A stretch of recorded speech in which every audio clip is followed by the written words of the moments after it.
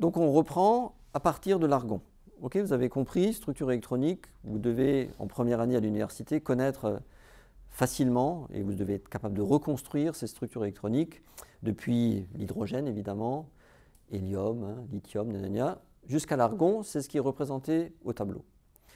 Et donc maintenant, on se pose la question, qu'est-ce qui se passe après? Et on va faire quelques commentaires rapides sur les propriétés des éléments qu'on va décrire après. Qu'est-ce qu'il y a comme élément après l'argon? Le 19e, parce que 18, c'est le potassium. Donc le potassium, c'est un élément alcalin. Alcalin, en fait, comme le sodium, comme le lithium. Et donc ça veut dire que cet électron là, supplémentaire, qui d'ailleurs part très facilement, hein, dans la nature, le potassium n'existe que sous forme K+. Cet électron qui part très facilement, il est de même nature que l'électron seul, hein, celui qui part du sodium, que du lithium. Mais ça veut dire quoi? C'est un électron S. Et c'est la preuve, c'est la confirmation expérimentale des règles de Kleshkovsky.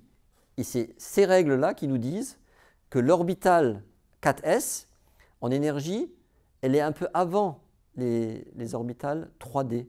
Donc on les met ici. Puisque, je vous rappelle, hein, N plus L, ça vaut 4 pour 4S, et N plus L pour la 3D, ça vaut 5. Oui, donc les règles de Kleshkovsky nous disent que cette orbitale en énergie est un peu plus basse que celle-là. Et donc on y va.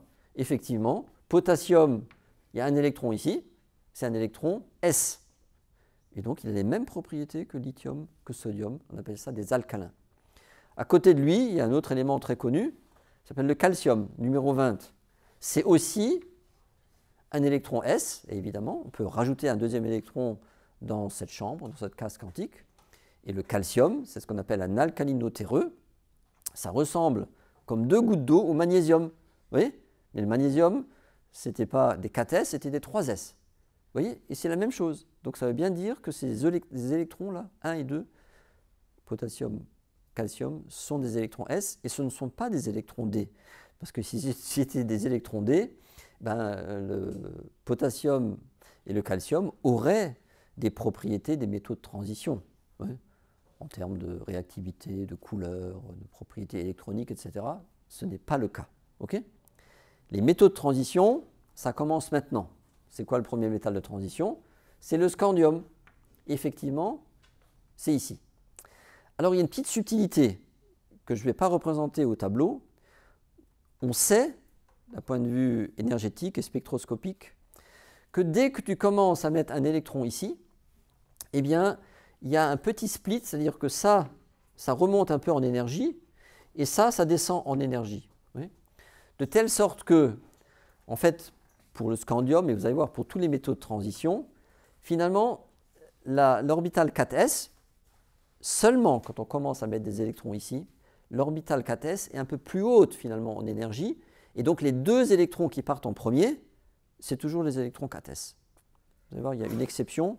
Pour le cuivre, on va y venir dans quelques minutes, à tes souhaits. C'est bon, alors j'enlève les petites flèches pour ne pas faire croire que c'est des électrons. Ça, c'est le scandium. Qu'est-ce qu'il y a ensuite comme élément? Titane. Alors, une petite remarque sur les degrés d'oxydation, même si on peut parler encore avec vous. Degré d'oxydation, c'est combien d'électrons ont tendance à perdre ces éléments dans la nature. Parce que ces éléments ont tendance à perdre des électrons. Vous vous souvenez, potassium c'est 1 pour faire K+. Calcium c'est 2, il perd 2 électrons dans la nature, vous ne trouvez que du calcium pratiquement 2+, Ca2+. Le scandium, il a tendance à perdre les deux là, plus celui-là, 3+. Dans la nature, effectivement, scandium 3+. Ici, le titane, TiO2, par exemple, l'oxyde de titane, c'est du titane 4+. Oui. Donc, vous voyez, on comprend les degrés d'oxydation, et pas plus. Hein. Ici, tu ne pourras jamais enlever des électrons 3p, parce que les électrons 3p sont ce qu'on appelle des électrons de cœur. Et je vous rappelle, hein, là, on attaquerait la structure électronique de l'argon. La structure électronique de l'argon, ça, c'est quelque chose qui est très, très stable. Oui. Donc la frontière, elle est vraiment là. Hein. Vous ne pouvez pas aller en dessous de ça. Oui. Impossible. Enfin, impossible. Dans la chimie. Hein. Maintenant, si vous mettez l'énergie qu'il faut, vous pouvez arracher tous les électrons en atome. Hein. Ça s'appelle l'artillerie lourde, c'est autre chose. On est au titane. Qu'est-ce qu'il y a comme élément après? Vanadium. Comme ça. Puis le chrome. Alors là, le chrome, on arrive à une exception. Hein, on dit c'est une première exception aux règles de Kleshkovsky. Et vous allez voir, les règles de Hund, qui aiment bien que tous les électrons soient parallèles, vous savez, règle du tramway, s'appliquent au chrome. C'est-à-dire que le chrome, en fait, ça va être ça, sa structure électronique, 4s1, 3d5. Oui, 4s1, 3d5. L'électron qui était là, il aime bien venir là, de telle sorte qu'il y ait 6 électrons qui soient dans le même sens, qui résonnent, vous savez, qui regardent tous dans le sens du tramway. Et ça, c'est très stabilisant pour le système, et nous savons expérimentalement que c'est vrai. Le chrome, à l'état fondamental à très basse température, il a tendance à avoir cette structure électronique, plutôt que 4s2, 3d4, c'est un 4s1, 3d5. On dit, dans la chimie des métaux de transition, qu'une orbitale d à moitié remplie, ou on va le voir dans quelques minutes, complètement remplie, c'est très stabilisant pour le système. Okay, donc 3d5, c'est exactement à moitié rempli. Donc c'est une première exception aux règles de Kleshkovsky, c'est le chrome. OK, 4s1, 3d5. On continue. Ensuite, qu'est-ce qu'il y a? Chrome. Qu'est-ce qu'il y a après le chrome? Manganèse. Alors, on va remettre l'électron ici. Et le manganèse, vous voyez, je l'ai remis là. Le manganèse, c'est nouveau 4s2, 3d5. Orbital 3d moitié rempli, très stable. 2 électrons dans la 4s. Ça, c'est le degré d'oxydation du manganèse. On fait une petite aparté sur le degré d'oxydation du manganèse.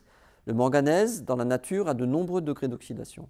Le premier que l'on trouve naturellement, il perd ses 2 électrons 4s, donc manganèse 2+, très fréquent. Mais il existe du manganèse 3+, du manganèse 4+, du manganèse 5+, du manganèse 6+, et du manganèse 7+. Le manganèse peut perdre ses 5 électrons D et les 2 électrons 4s. Ça s'appelle un produit que vous avez vu dans vos TP en principe, le permanganate par exemple de potassium, un produit violet, oxydant, permanganate de potassium, je suis sûr que vous avez déjà vu ça. Vous voyez, c'est quelque chose qui est très oxydant, c'est du manganèse 7+, il a 7+, et beaucoup d'électrons perdus, hein, il a envie d'en récupérer quelques-uns, c'est pour ça que c'est très oxydant. Si vous voulez en savoir plus sur l'oxydoréduction, Welter Teaching. Bien, c'est bon, on continue. Qu'est-ce qu'il y a après le manganèse? Le fer. On continue. Ici, vous voyez, il faut maintenant compléter les cases. Ça, c'est le fer. Le fer, enlever 8 électrons au fer, il y a quelques publications qui ont été signalées comme ça, les ferrates, hein, mais c'est rare. Le fer, dans la nature, vous le trouvez fer 2+, 2 électrons qui sont partis là, ou éventuellement un électron supplémentaire fer 3+. Le degré d'oxydation le plus stable dans la biosphère, c'est le fer +3. OK ? Et regardez, le fer +3, il n'a plus d'électrons S et il a 5 électrons 3D, c'est particulièrement stable. Vous voyez, une 3D exactement moitié remplie. Qu'est-ce qu'il y a après fer? Cobalt, puis nickel, puis le cuivre. Normalement, le cuivre, ça serait ça, d'accord? Mais là, encore une fois, c'est la deuxième exception aux règles de Kleshkovsky, c'est que le cuivre, c'est plutôt comme ça. Ça veut dire c'est un 4s1 3d10. Parce que lorsque une sous-couche 3d est complètement remplie, c'est aussi très stabilisant pour le système. Donc 4s1 3d10. Et en effet, il y a une preuve flagrante pour le cuivre, c'est que, vous savez, tous les métaux de transition, pratiquement, c'est toujours 2+, le premier degré d'oxydation qu'on trouve dans la nature. Manganèse 2+, nickel 2+, cobalt 2+, fer 2+, ok.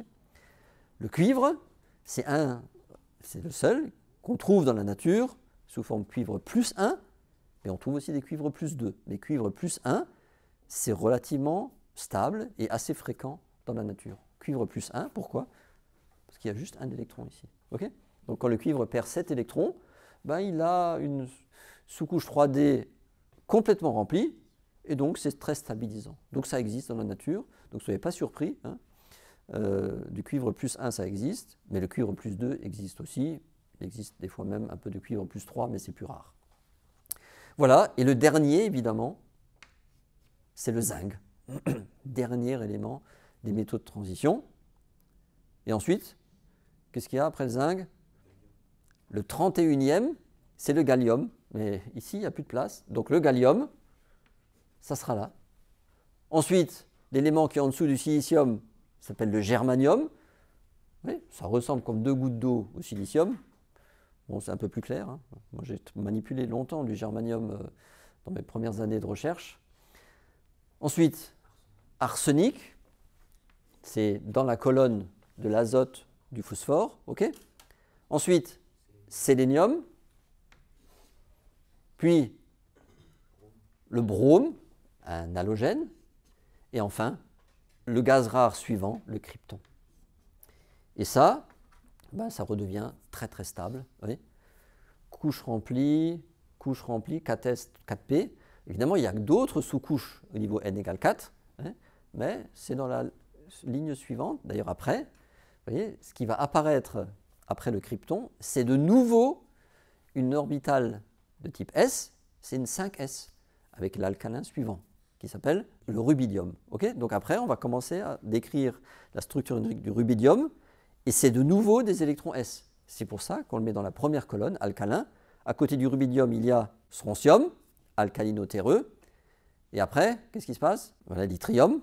Et donc, on va de nouveau vers une série de métaux de transition. Oui. Et puis après, il va apparaître, vous verrez un peu plus loin, mais on en reparlera plus tard, les éléments F, le lantane, cérium, praséodyme, etc.